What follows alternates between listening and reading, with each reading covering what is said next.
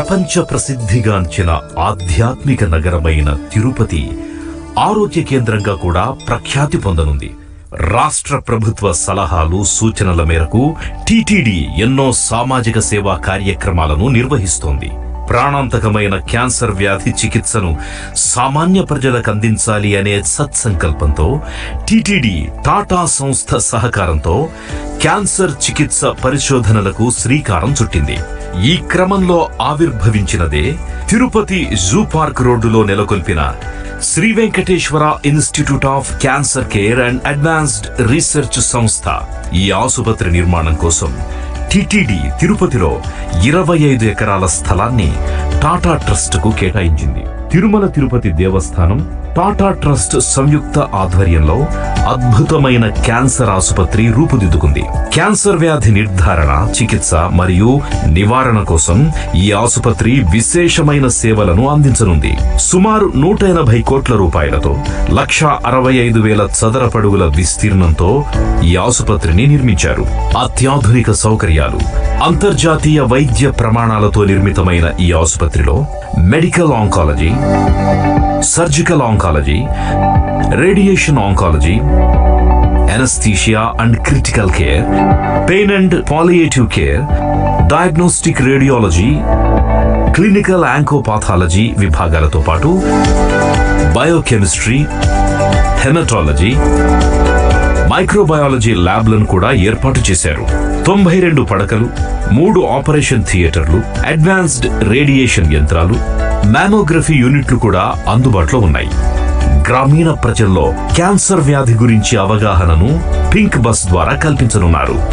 సామాన్య ప్రజలకు అత్యున్నత స్థాయి వైద్యాన్ని అందించాలి అనే రాష్ట్ర ప్రభుత్వ ఆలోచనకు అనుగుణంగా డాక్టర్ వైఎస్ఆర్ ఆరోగ్యశ్రీ పథకం ద్వారా ఉచిత వైద్య సేవలను ఈ ఆసుపత్రిలో అందించనున్నారు. భారతదేశంలోనే ప్రప్రథమంగా ఆంధ్రప్రదేశ్ రాష్ట్ర ముఖ్యమంత్రి శ్రీ వైఎస్ జగన్మోహన్ రెడ్డి గారు అన్ని రకాల క్యాన్సర్ వ్యాధులను డాక్టర్ వైఎస్ఆర్ ఆరోగ్యశ్రీ కింద చేర్చి తన తండ్రి బాటలోనే ప్రజారోగ్యానికి ప్రాధాన్యతనిస్తూ ఆదర్శంగా నిలిచారు. ఫిబ్రవరి 1వ తారీఖు నుంచి క్యాన్సర్ పేషెంట్ అన్నవాళ్ళు వాళ్లకు రూపాయి కూడా డబ్బు ఖర్చు కాకుండా ప్రతి క్యాన్సర్ రోగికి కూడా మేలు జరిగించే విధంగా వైద్యాన్ని తీసుకొస్తా ఉన్నాం. ఏ రకమైన క్యాన్సర్ అయినా కూడా పర్వాలేదు, పూర్తిగా ప్రభుత్వమే వైద్యం ఖర్చు భరాయించుకొని ఈ కార్యక్రమానికి తీసుకొస్తా ఉన్నాం. తండ్రి వైఎస్ఆర్ ప్రజారోగ్యం కోసం ఒక అడుగు ముందుకేస్తే తనయుడు వైఎస్ జగన్ గారు రాష్ట్రంలోని పేదలందరికీ ఎంతో ఖరీదైన క్యాన్సర్ చికిత్సను ఆరోగ్యశ్రీ ద్వారా పూర్తి ఉచితంగా అందిస్తూ 2 అడుగులు ముందుకేస్తున్నారు. రాష్ట్ర ముఖ్యమంత్రి మాన్యశ్రీ వైఎస్ జగన్మోహన్ రెడ్డి గారు ప్రతిష్టాత్మకమైన ఈ క్యాన్సర్ ఆసుపత్రిని ప్రారంభించడం సర్వ శుభదాయకం.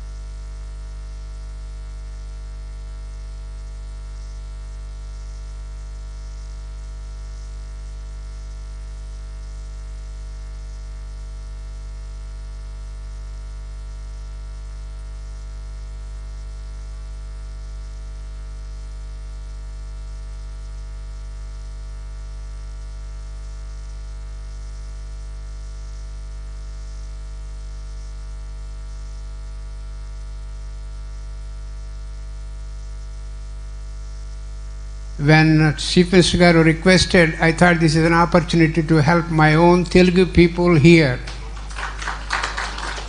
And he told me last few months ago, 6-7 months ago, when he asked me to be the advisor, he told me 3 things. Dr. Garu, no patient should die of cancer in our state. Number 1. The patients should, wherever they are in the villages, should get the state-of-the-art care, no matter what expenses it will be. The third thing is nobody should leave the state for advanced care to the neighboring states. The more important. I felt so good. Ento aanandam vesinది నాకు. ఎందుకంటే I can help him, I can help our own people, I can help the government. And with the help of our team, Jawahar Reddy Garu and Naveen and Dr. Srinivasan and many others put together a team. They worked very hard last 8 months, back and forth telephone conversations, Zoom meetings, one-on-one meetings, and produced a document as roadmap for how to tackle cancer in our state. It will happen. Whatever I say, it will happen. It happened before, it will happen again. So in a vision for state, I was so impressed how he thinks about poor people, how everyone should be equally treated and should get the best treatment possible available anywhere in the world.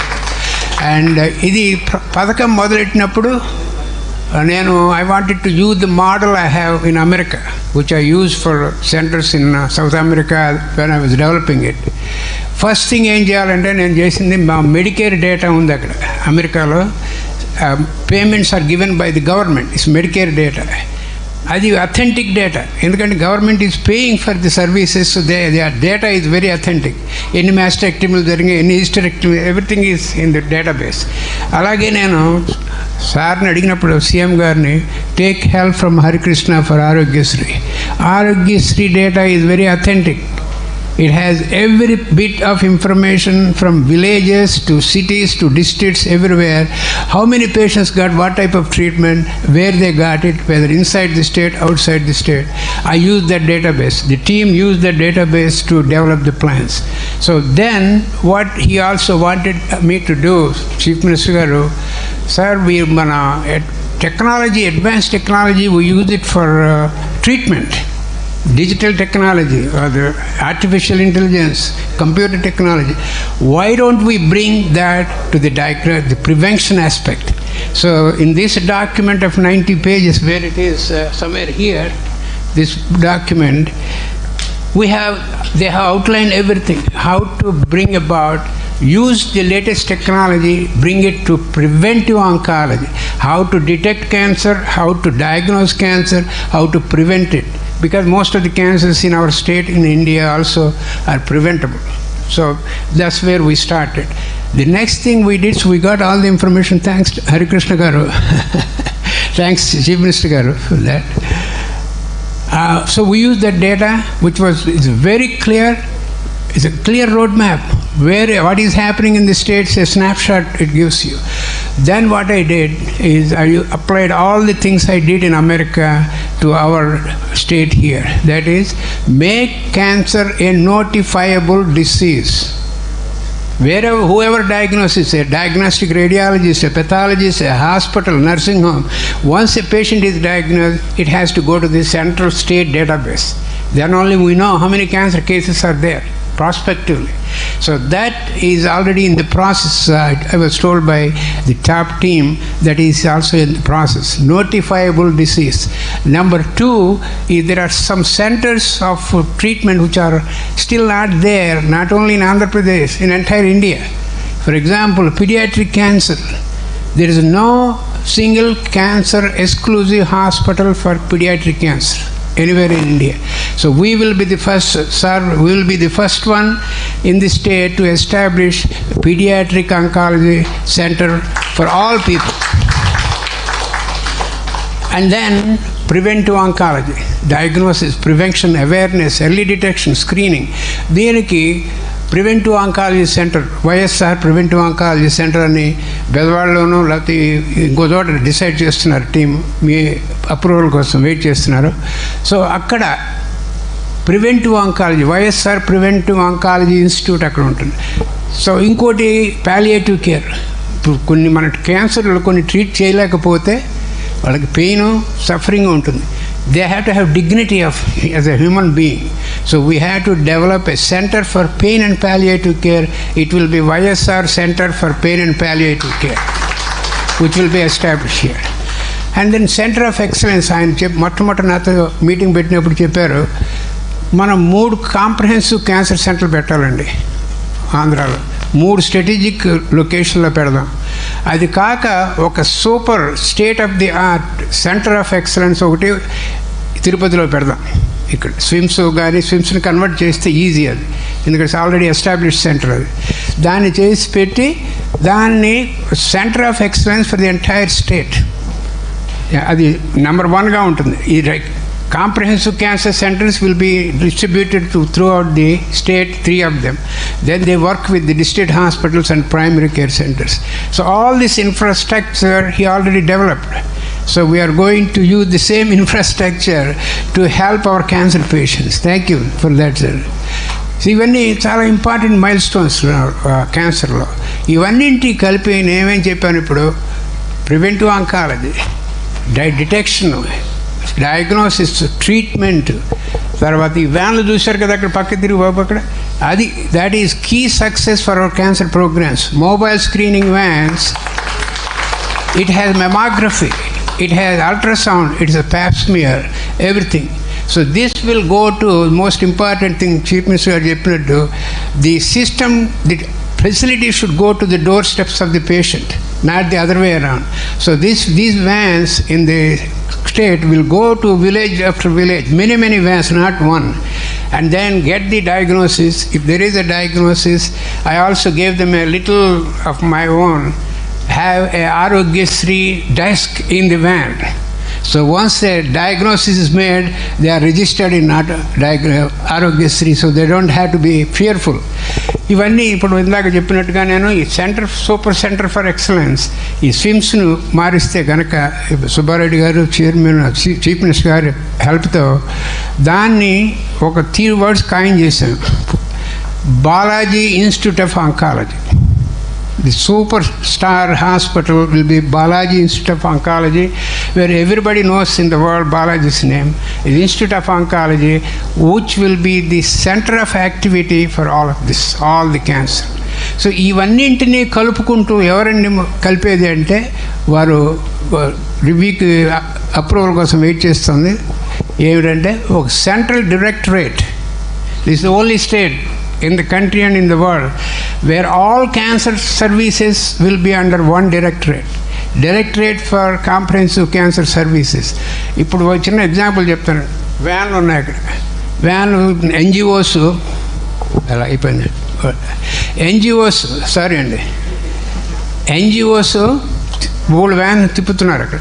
ఇవన్నీ centralised by the directorate. మీరు ఏ ఊరు వెళ్తారు చేశారా లేదా.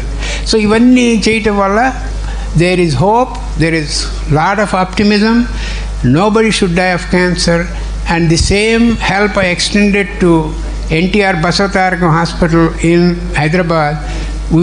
I will extend this 24/7 to this hospital, the super hospital here in SWIMS. Thank you very much, sir. I want you to say a few words before we close.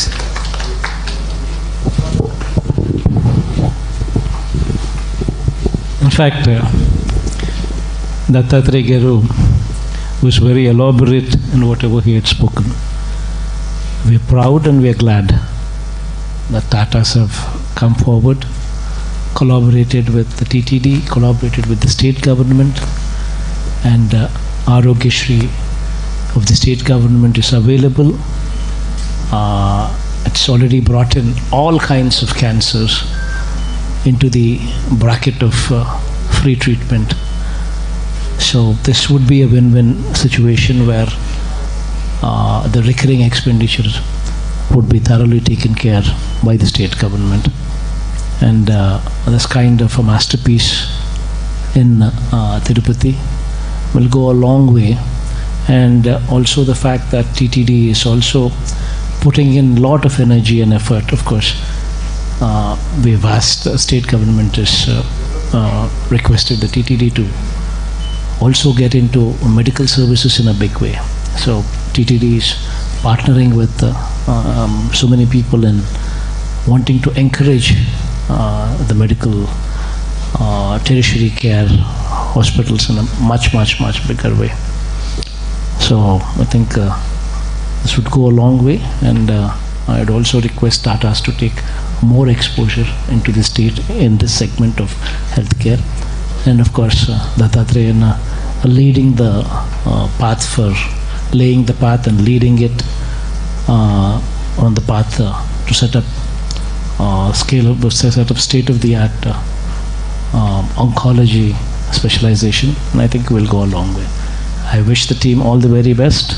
Most importantly, I thank Dattatreya for contributing himself to the state of Andhra Pradesh. Maybe please have the honor of felicitating.